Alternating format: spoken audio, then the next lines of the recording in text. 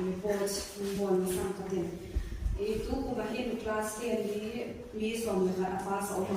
First division arhi mi sagi second na mi pali over. Class 12 pahin mi som na ko pass first division arhi mi som na de second na mi pasagi ahi. Class 10 le 12 Zillai compounding unit sunga tu kuma passo se hi aro koma mi som na he.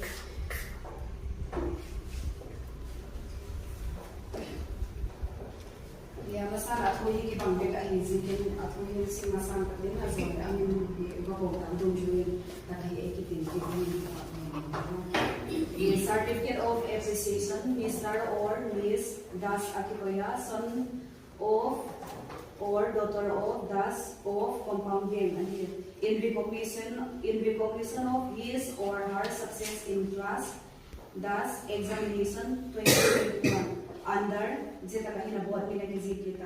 having distinguished himself or herself with distinction by securing Das division in aggregate of marks.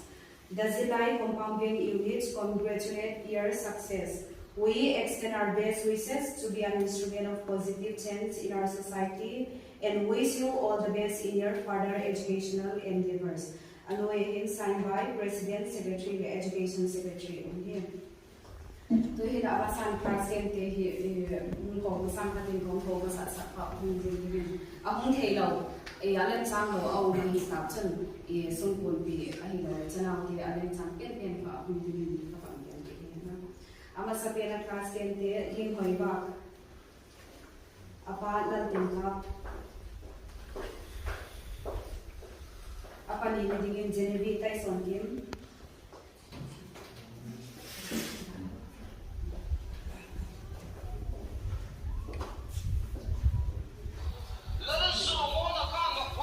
Visually, apa kami memang visually umumnya poison lain apa kami pun ini lain pun apa yang apa lamunan apa sama ini lain tim apa pun pang ini naik Abinas John Romang Kamlan Sian apa lu jago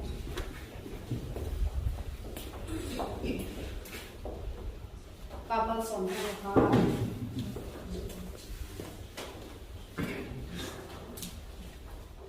Haletiam apa kain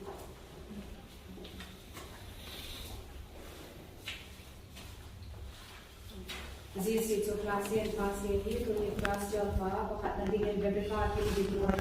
apa biar lalu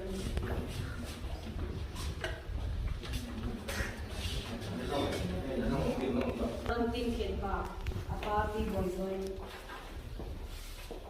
Saranting kin pa Lihat cik apa kin na Intensi apa zon Vaiphei Lucy lang kimoy apa di pawoy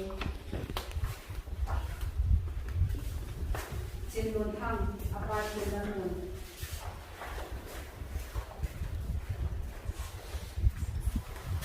Niyam lai boy apa kanjari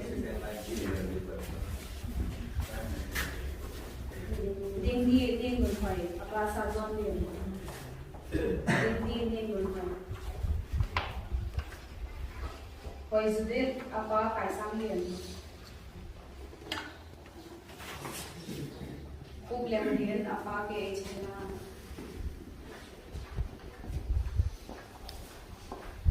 Gracie kau memang Vaiphei apa ranking Indian Vaiphei.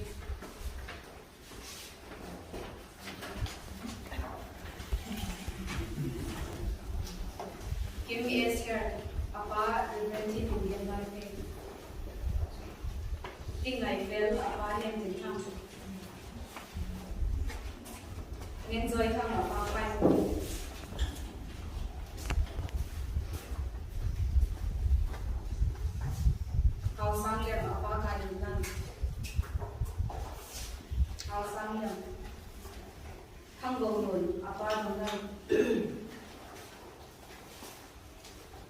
Alex Kulan mo na pangam ni Ma'am. Alex Kulan mo na.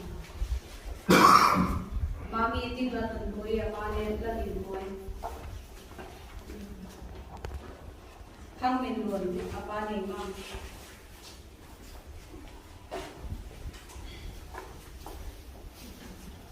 Zisi tu maklas tem je chal pas ni jadi tu ni hang sama ini di itu.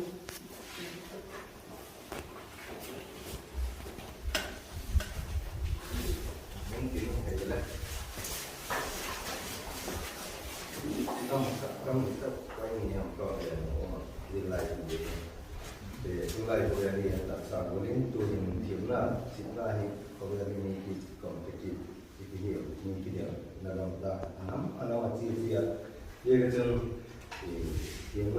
là sản xuất gì có về thì trang cám đều có về thì mặt lên trang cám đều thì Zillai mà này mà quay theo bằng nhìn nó lâu lắm mà anh sẽ và anh cố sự sẽ có nói nó tấm tập sang lại rất là nhiều dia kan iki sonti mama pere diwa event sun kading le sun setting nam lai tula ya ki kan sama mama kan group ti de ba kan mong bang kala den amin na ki mong se ngi ki ka ati la ki ba mama ri jawa dau se chu lam ti ju theng ne nga cha pai mo pen pa thien ba kan na le mam som na ai tu pa thien ka pa tham lo ba inu ni pa ti ge de lan mu na pa te wala ja ba ki cha te wala ja ba ko tu te tu ge na ngai ba ko ma lam di pa lo ko vậy cái chung student fair qua để là bạn chung dia người ta này tại cái class trên để phải là mình phải được cái điều mang xuống này cũng tìm một việc thì na thuốc thì nào phải tìm được cái ama kita lagi kau satu sama bạn là akan kerja tu jadi kalau kamu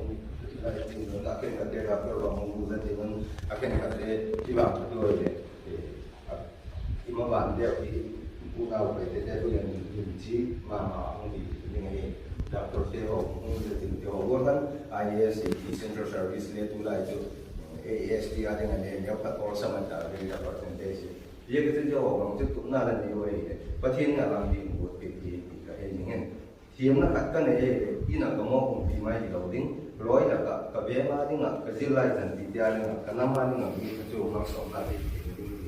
Long cima dia tak ni kau main pun mati kau. Sebab tu lah ya. Thì kalau nằm tất computer để hiện nay chúng ta đi mobile đều đi đến cho ta cho thì có thể thiếu kalau zil dia dengan dia làm việc tâm thiếu phá rồi dia dengan dia làm việc tâm cho cả làm mà haju dengan có thể thiếu chân cả là mình xin làm việc để tâm thì để cho hay mà haju dengan cả làm việc ju để sa có thể là những sự sẽ về này mi tâm tất cái sự kiện là ju hi lúc mà lên cái đầu tiên là dia cần ngáp vào baca kami di mereka tanggal yang jauh ya orang kasih dia kata pasal ini jadi ni loi wai ni ko tawangan jauh jadi boleh kami tiu dia lagi ngaji lama dia orang kan dia fil bang mak lagi tu macam student kan kerja Zillai kan kerja class 10 dia kerja nak government pa hisab tu meeting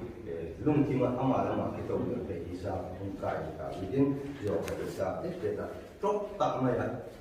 umur itu ijan nak resma tak loi pai oi dia lagi mang bitin Zillai lagi mang kom hangai lagi mati te kai he cheng ka bing ne da ka ki mang lo dia lagi ni kar so te kai no nam min din na nu ju dia tan mal ba ka amat ta amat ke ni ai la dia ka ma kan ni ko la ni lo ma ai de che sa na he patin ma ki pa ne pa ka tio yung si na la ngai na ding ko pa la ka thi no la li pa liang Vaiphei gen the hak sate som do to pathian tu ni mun min zeta ke ma compound Veng ni da Zillai compound Veng ni te hi nang ma ke ma mo ta ka kala to te nang ma le ngai tha pi ka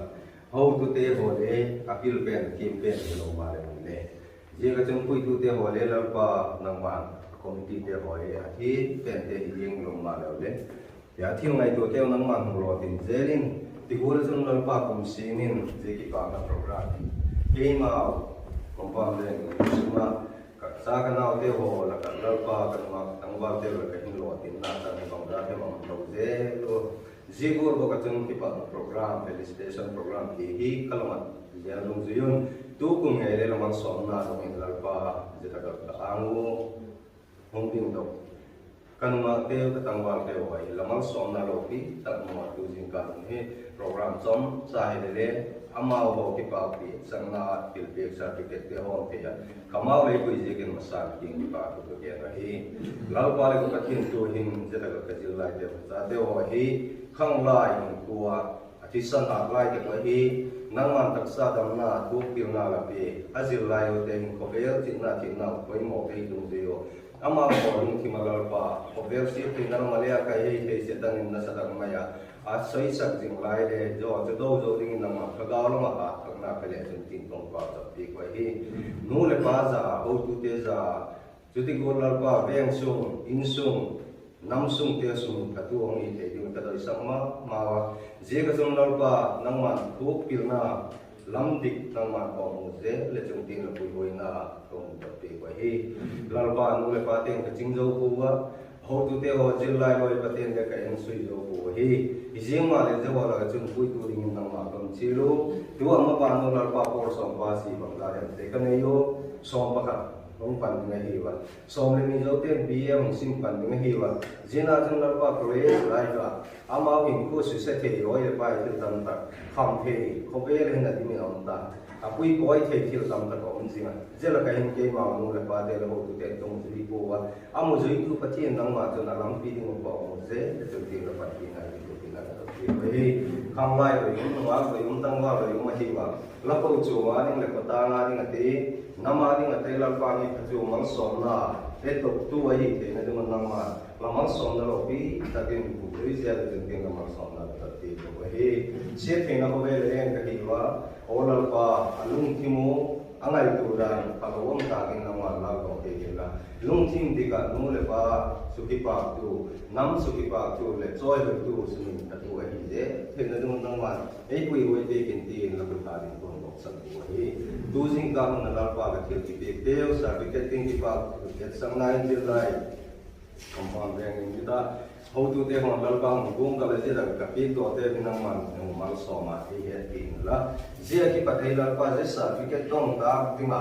nang ma ka mal som na ti te ama adong tu te hon le je dong te mi ta ta gen tong no ma le dong zo lo te dong te lo te thu pil na na wa te het na ma la wa te ko ala chang zo ta lo te lo ya pai tam ta ko la ta te ko chang te ke hi ti nang ma ki nga ma wa le ama wi ma ta ki pa ko gen te na dung nang ma alung thi mun he sa le chung tin kong pa ta ti ko he je ka thil ke te hilal pa e ta chung mu si ta ai hima le tu na ma som na lo pi ta mai ta sa ko sa na pi na ti na ma ahung nom je thi ka to sang na ka pi te hi na ma ne te pia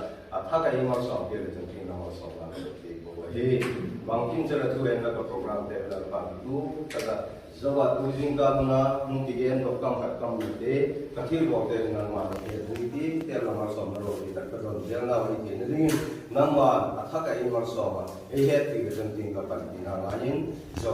sẽ có là bằng cái sự cái là vậy thì DJ Saya kan kita ngomongnya bapaknya. Tiga daksa golakan tu kami frame makan kita jauh tahu apa maksudnya. Kita tengah frame tu ini harus disolve mai. Jadi kita pakai waktu tu. Kemudian ada yang tu. Mereka yang canggih dokan, yang tak lagi buat main ini. Ngoài thì bên hàn này tạo thì những cái khăn ở bên này phổ biến lên thì tạo thì khăn để không còn mình buồn hết thì vào cái này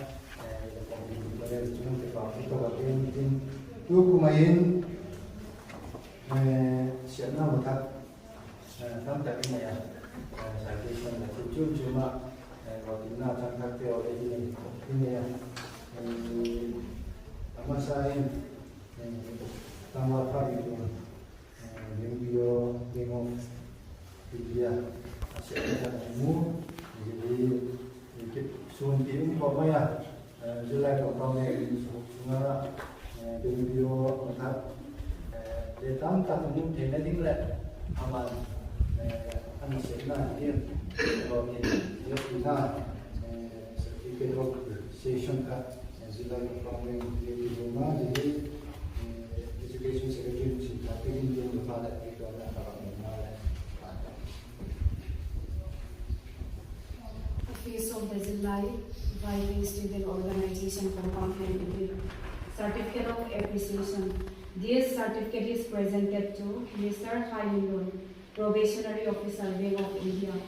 for your extraordinary service and dedication to your profession. Your achievements speak about your capabilities, your hard work and effort have paid off.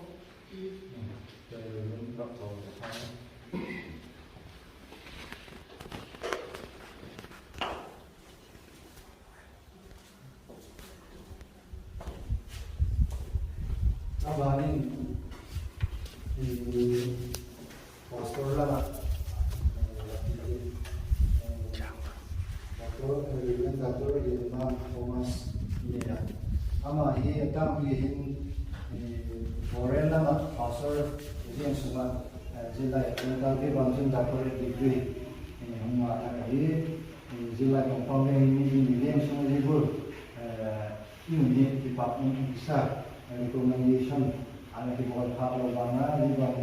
appreciation di Papina di Penuma di Zillai Zatun Jumma ina ama di Bapidir di cetak foreign pada maksud di Bali win rumah ini akan punya masalin Zillai Compounding ini isu ini pokoknya jadi Zillai Compounding begin appreciation certificate diploma and JE education secretary sama kopi Yona Office of the Zillai Vaiphei Student Association Compounding Certificate of Appreciation. This certificate is presented to Reverend Dr. Linzamam Thomas, Multicultural Pastor Jesus Love, Presbyterian Church, Seoul, South Korea, for your extraordinary service and dedication to your profession. Your achievements speak about your capabilities, your hard work, and effort have paid off.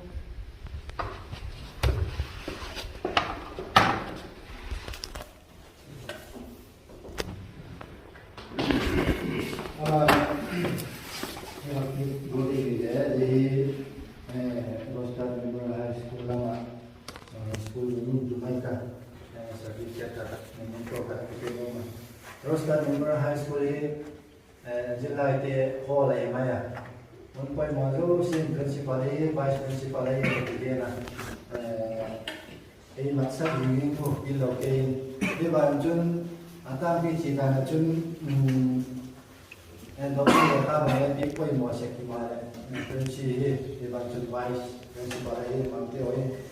Karena seperti kalian ngai sesuai Zillai te lama tinggal di dalam mang ini tiap tikan pabrik sepupu dan kumcisan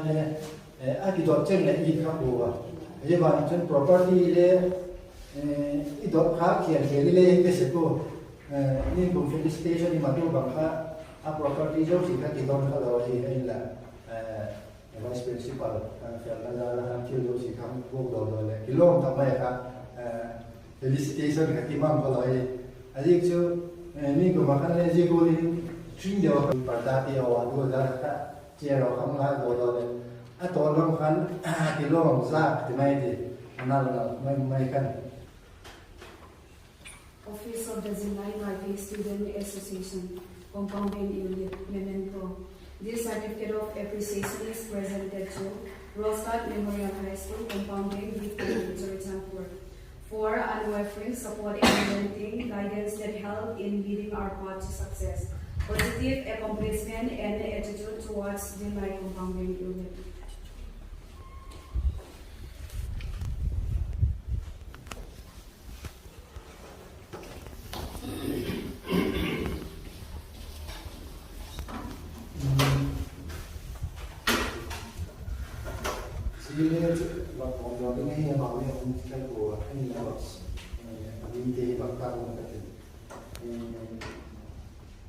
Mr. S. Maso Vaiphei, ini mahin Jerusalem di dunia bahaya. Atau ini mahin Zillai Compounding kita ingin thì các đặc biệt sự là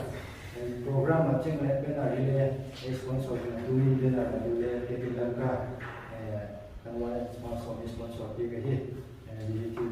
bên này là mà gì phần là program này chỉ cần thì cũng abanin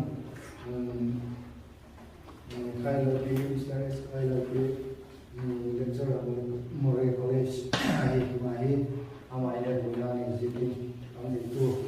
Zillai performing di buksuna siapna lecture orang tak ahi kai bakal kini abanin Miss Deborah Kintin Joy Deputy Manager SBI mai bukan macam tu ni mai Zillai ada ngak ni tu mai mai Zillai performing ni Lepas ni tu saya asyik lepas itu kita wajib macam deputy manager macam tadi lama ni abu je punya file mak sini lagi je bukan mungkin kalau kita itu kau yang tu kan kita ni kita file tu हम सोचते हैं लम्बा था president board of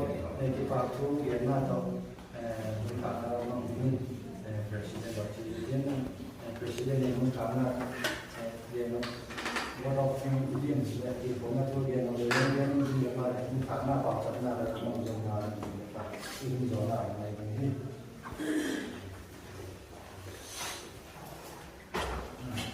kita juga lepas maksimal itu mungkin kita tinggal paling satu yang itu yang dulu Supi lagi long takkan kibol sing sekimal itu kumpian ni bang sekar ni kajon ni dia supi lepas orang itu all dia dia sih lain kibol ada ham doi pakai azal sih kibol ni aman dan hi kibel kan ini lap kibol itu kibol nak sekali kibol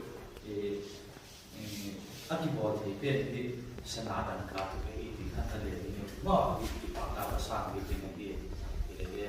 asyik tahu jika itu buruk jodoh kita cuma asyik lagi pakai yang isu nanti kalau dia ini aman tapi kita juga sampai rumah jika nanti apa yang kita ini akan hutu tidak kita umloh itu muncul itu ni akan hutu dia umloh nak kalau kita bangsu koi tak tahu dia esok tak tahu dia cái công cá là chú nói để bài tiền còn chỉ lại mình bảo bị cái hỏi phải đồ thì đồ ít tập hợp người đến bên mình là ít tất nhiên các sự bị cái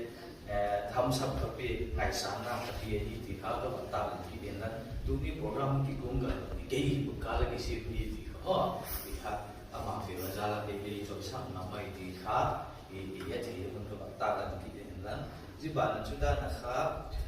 sẽ được cái là bảo hiểm khác đầu tiên là mal sona bảo chẳng hay thì itu bahaya sekali bikin kah film dia mah Zillai còn bao nhiêu những hal yang advisor karena ini bikin kah kalau tak canggih lah jadi pada situ ni pun program dan ini bikin gol kah rostat dari bangju Zoe boy bikin dia bangju di Korea bagi bol big situ ewa dengan jadi tak ini available sih ini bah itu abi takin memento itu bahan dari Zillai còn bao nhiêu lung kil tak pun ma itu gol ko di lesin di je kon no je ka di mul ko da program yang sung lihat sahi bang ma tel di laung no ma di gol di na itu seperti na ke je kon dalpan tak lagi malu so di kalau kita bikin lah di bang sultan na zetaka Veng suna luatin na achievement tu kita tak kita dan nabi di order itu foreign na pastor bang itu le tang gazetted post bang ya Veng suna kan abiasia ka pati jala tu tampi nei ta mo le so ala ki pet kita pu kum hat kum ni ji sa le achievement nei te kha on ki te lo ka ken ka chu pi kha lo ati mo tai so ye kha ye ti ngai abiasia ka kita tu ki te kam kam ki tu ये ठीक बंग ये अम्मा को फुंग नजाला ये इसी लाख ये नहीं ये sum le pai financial support ko e ki tu ba ama mo ri be la le tu la Zillai ma ban ki ni Zillai ti kha e tu ngai tin ziba na tu ni mun na certificate um ki be be kha inam in recognition ki ko na hi zibe kha mi to ki na na ji lo ye zu wa to na ji lo inam in certificate um be ti chu inam recognition ko ta je certificate le kha mi to ki na na ma tu no zu to na ma tu zibe na mo ki sa ti wa nam ye ti ta zu la ba khu le chu ki ni se na ni ma ye me ta ke na chu je inam in recognition am ki bo na be kha dana Zillai suna officer ni tak tak te mo ai lo ke sina sang tak tak te achievement mun nei te din mun la mun nei thi na tu mo inam gen thi la sun do thi na tu mo recognition ai ti khan e la pe ku na je pandemic suna hi ngai sa no mo mo hoi ta kin le kha se sim thi lo ki lam ma le chu le ji pen kha pandemic ni je ka chu ni sa kha su la ba hong su lo le ki pu ti kho bel pe ji mu ji ne ye ji ma ta ge na chu je ka chun pandemic chance la su na lam pi ha zo kha ge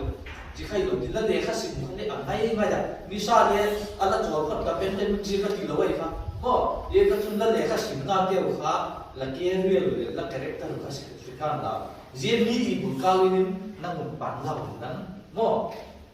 dana officer te alo ke gazetted post mun te mo dana how to anu isui din example mun ki pete ko saga din sang so patung la dingin toy sak na sang pe le china ngai yo mo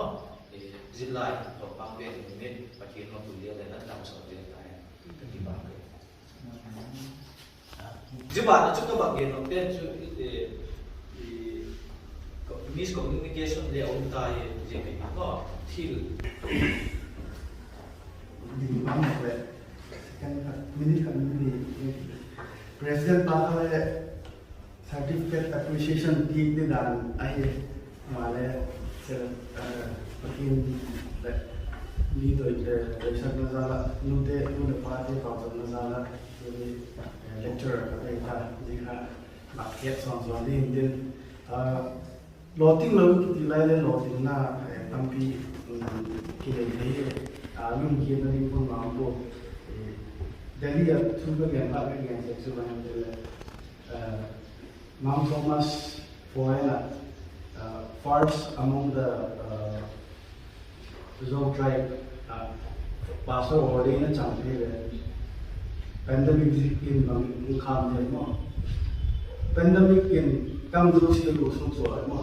bang singa ithi nam du su so ne ni ka ne to la ge sa ki tu game team na le lo ne lo le mis communication na ne na lo atang pin e bo ni ikingai tu pha de le bo thei lo ding bo zo lo ding sum le pai le lo ti yo bang ki ila kingai tu na se de sumin abo thei lo su bang ka bo thei am mo thu pil na su bathinin e ma alu lu di no pi ke sumin na cho ke bo easy ka chu na thu pil na ka ma thim na ka hele you will be on meet sama chung chung zo di la yo tu ne khen khap ten chung dai di enang chu exam lo pass di exam lo pass di la IS tum the ye le exam lo pass ke thim tho tam mai gel le no no chu class 8 class 9 class 10 hoi tak cha la zil su ko le ke ju hoi tak cha background ken le no bula school mu tom ke ai ba ma chu pathin mal som na za la pathin thuk na hon pi le kham ku kam mu ai lo le hoi tak ka chi le informations ai lo le hiet le ni ka hon si e ti ting tung de pe ye chun ka hi na lam khan ngen ti le misil lo thi isil ki we pastor ke hi ka en vel la Bible ni tam ben counseling dulu doctor la tam join mission na dulu ile tu chu na khan ning kum khan tu kum la khan John Robert sahin church leader management kala thaka bangsi kala kan dele Amy G certified pastor in tung kala wa jigen kala jikon makan nang le mi bol lo ka I bol ko thei le jika imlo din na la fail le you are still doing something different from what others people doing mo to le bakti gian patna gil Korean shopping mall adinga chorchan purani CEO khakejo bangsi ka CEO kala hem dile khanglai be Zillai be Vaiphei khak go chung dale tholom tamzo pe tamzo pe thina dinga na set na nei lo pe ka employ thina dinga ji CEO chu kala ge ka sum doi ji ka ladi hin dale pathinan da lo dinga de na set pu ka nei ji ka bol pu ka nei ji ka pathinan lo somna hina din mon pan mon mo bu kai ki jika chongcha to ke ne yen ki lo le ingai na tin nu Zillai compound la doi san na ibun so tak chi ta ma tu ni apela lo ye phak ki ti le Zillai member de le president de secretary le ko ke si ding pa tu nge ni on na ni ji ke le non pa ki pa ko hi ka chan bu lo no so na de na ma no ke zela ka ki ne phak lo la pa ken khaten la pa Zillai a mu si la un ai lo de lu le pa de mu si la un ai lo cha na kai ta ke na mu si la un ke wo tu ni la pa bang ma lo ma lo hu pui kho ma ka lo ding na te lo lom kon the ya loi pa te lung tim te thu la ge na ti chun ka hi na bang la pa ki pa na choi hoi na ka chan the ji ku le ki pa thu bong gen ki to hi nang ma lo na ga ding den ka nei bu wa nang ma pil na ka lo pha le na pa nang ma dong choi sa na hi mi te thim na ka zo lo ma la hu mi te nei ma pha zo lo ma la pa nang ma pil na he na ka pi sun pi se la ka sun se la ka nam choi sang le ka Veng choi sang le in sum te ko ko chum te choi sang ke in nang man pilna chitna le lan wa mi hing ka hina za lan du ar na te la kin nang man Veng nang keu ma le lung thi ma ki ching thia taksa le ka ki ching the din le nang man no so bi ding le kum dang ki to e sepna pa tak tak pil nang ka Veng sum development oi lo le lan wa khan do na din ka ma ko kain sum khan do na din ka ma ko ti chun min e ka choice hoi na te ai lo le doi sa kai pi te ho thukki thei ma so na ba ding le kum dang ki te he nang man sin na zo si la kin nang man Veng la nat na zo si la kin nang man Veng la ka lo tin thei lo na dingo dal pa dal tu de zo si nang man je su mi nang la ko pi ka tu ni ka program de lo tin ta ka ma ai de se kin ka ki ba ko hi su le pai tu te program bum dal tu de se kin ka ki ba ko che la un te lo tin te dunia bi ta ka pa lo tin na nei de sa la hun ko ki ji mon ji lo tin na te te la pa lo tin to se te ni nang man mal som ni pui hoi ni le kum dal ki to hi o ne ma ki ho ba ki doi sak tu la pa ki choi sang ko the si nang man Zillai te nang man nung til kho singa ka lung tin mo nang man thum gen jin le kum dal ki hi bangkin nang ma tu nang ka program te la pa sai thi le nga nang man hum pi je gen je zau si ju ka la pa de ta su sta ni kum dal zo hi amen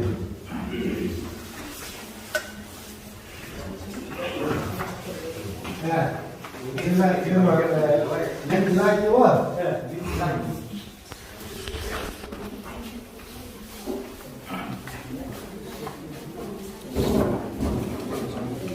chúng ta sản xuất các hội các bạn có em thì say đang lên còn cái tay chưa